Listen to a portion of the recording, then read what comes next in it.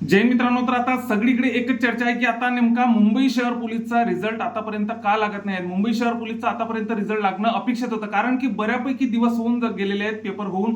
त्याच्यानंतर लेखी परीक्षेचे मार्क आले, त्याच्यानंतर एनसीसीचे मार्क आले, त्याच्यानंतर एकत्रित गुणांची पण यादी लागली, पण आतापर्यंत रिझल्ट का लागलेला नाहीत.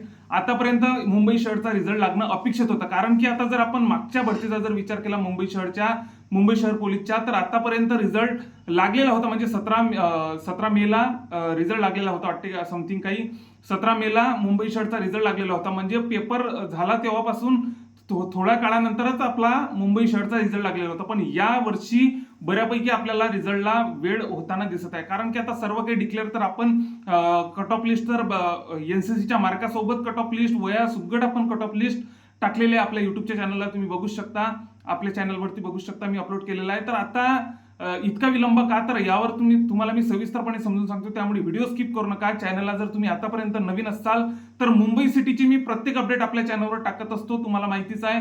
त्यामुळे जे आतापर्यंत आपल्या चॅनलला नवीन असाल त्यांनी नक्कीच आपल्या चॅनलला सबस्क्राईब करून ठेवा.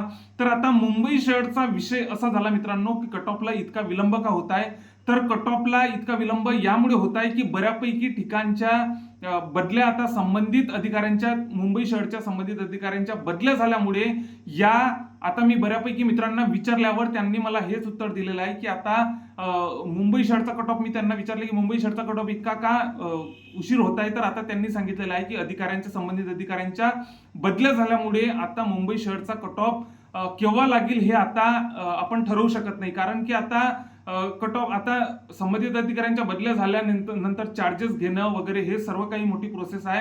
त्यामुळे आता रिझल्ट कधी लागेल आता हे कोणी सांगू शकत नाही. त्यामुळे मुंबई सिटीच्या रिझल्ट बद्दलच्या ज्या काही समोर अपडेट येत राहतील त्या आपण आपल्या चॅनलवर टाकतच असतो. त्यामुळे जे आतापर्यंत आपल्या चॅनलला नवीन असाल त्यांनी नक्कीच चॅनलला सबस्क्राईब करा. जय हिंद.